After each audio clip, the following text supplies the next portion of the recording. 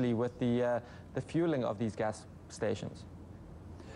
Yes, and I think most South Africans don't truly understand the underlying problem. The rest of the world in the 90s switched from coal-fired to gas-fired because you get a lot more power out of the calories in the fuel, so you can be more thermally efficient, and you can turn on a gas-fired plant at 10-15 minutes notice, whereas it takes 24 hours to heat up the steam in a traditional coal-fired plant. So every other country in the world has put in gas-fired capacity. The problem in South Africa is that there just isn't enough indigenous gas. There are relatively small fields, and their big hope for the last 10 years was that South Africa would have enough offshore natural gas to be able to build big-ticket gas-fired plants. Where we started out was in the northeast of the country, where there's a pipeline where Sasol brings gas in from Mozambique. And our feeling is that as much of that gas as possible should be used for gas-fired generation to balance the northern system, because we can really squeeze every last drop of energy value out of that gas, and we can provide flexible power generation. So the northeastern corridor has enough gas probably for 400 or 500 megawatts. South Africa needs 3,000 megawatts of new power a year just to meet current demand for electricity, and it needs another 5,000 megawatts to replace the reserve capacity that's been eaten into over the last 10 years. Where would we be getting that gas from then? Well, for that we're going to have to import the gas. And it's IPSA's belief that the best way to do that is in the form of LNG, liquefied natural gas. The South African government has a plan to import LNG just to the east of Port Elizabeth at Kucha, and that's why we've located our first big-ticket 1,600 megawatt power plant at Kucha, so that we will be able to use the LNG that South Africa is going to be importing. We won't be the only guys to use that gas. The gas will also be used ultimately for Mossel Bay, and it will be used for some of the metal smelting operations which are being built at Kucha as part of the world-scale project that the Kucha Development Corporation has been putting together. We will be one, maybe the biggest user of the LNG. We have experience in operating plants based on LNG from the days when we used to have a partnership with Phillips Petroleum, who are big independent LNG producers. And we believe we have a role to play in helping South Africa to import LNG at the lowest possible price, with the longest term secure contracts, so that the security of supply of LNG coming into South Africa and the price that South Africa pays for it will be to the benefit of consumers of electricity. We need to have reliable electricity.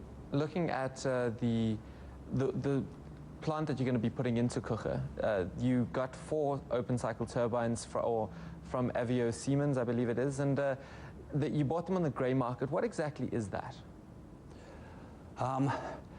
Complicated to describe. The grey market is where you don't actually buy a brand new turbine from an equipment manufacturer. Typically, when governments build power plants, which they did everywhere around the world till the 90s, when everybody else in the world privatized, typically you'd put out an order for turbines, and the equipment manufacturers would say, well, this is our offer, and they would offer those turbines at list price, and you'd be told when you'd get a delivery time. So it's a little bit like buying an airliner. If you go along to Boeing, they'll say, well, it's 3 years and the list price is $200 million. If, on the other hand, you are a private developer and you are buying and selling turbines all the time, it's possible to jump the queue for turbines. A queue typically at the moment is running 2 years. If you put in an order for a new turbine tomorrow, you'll be really lucky if the delivery time from the assembly line is anything less than 2 to 2.5 years. In the grey market, though, we look for turbines which are already in existence, where we're not waiting for them to be built to order. Maybe it's somebody else's project that got cancelled, or there was a change of specification, or there was some reason why that turbine became available. We, as IPSA, are specialists at actually going out and buying turbines for immediate delivery. In some instances, as in the case of the Fiat Avios, which we've got for KUKA, these are machines which were used in another country on standby, hardly any operating hours on them. What we've done and what we announced last week is that we've come to an agreement with Siemens to upgrade those turbines so that they are state-of-the-art F technology, and they are 0-houred, so in effect they are as new. We save probably 50 to 60% of the list price of those same turbines, which is a hell of a saving for our shareholders. And those turbines are available now in a warehouse in Italy, ready to ship. We're doing the upgrade, so it'll be March, April now when those machines can be developed, delivered to South Africa. But it means that our turbines are the quickest option for getting new capacity, state-of-the-art capacity, installed in Port Elizabeth during the course of 2008, beginning of 2009. So our plan is to have the first 500 megawatts, in fact it's now 520 megawatts, up and running well in time for the World Cup, and to meet that growing demand for electricity, which, as I say, is running at around 3,000 megawatts a year.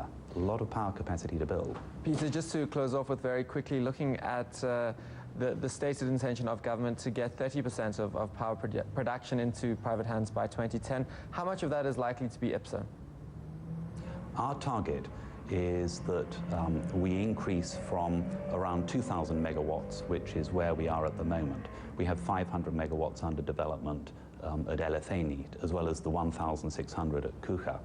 Our plan is, in time, to increase the KUKA plant to 3,200 megawatts, so that we will be just shy of 4,000 megawatts. That would give us around 9% of the South African power generation market from just Peter, a fraction. I'm going to have to leave That's our target. I'm going to have to leave it there, but thank you so much for joining us, and now it's off to the US for Squawk Box.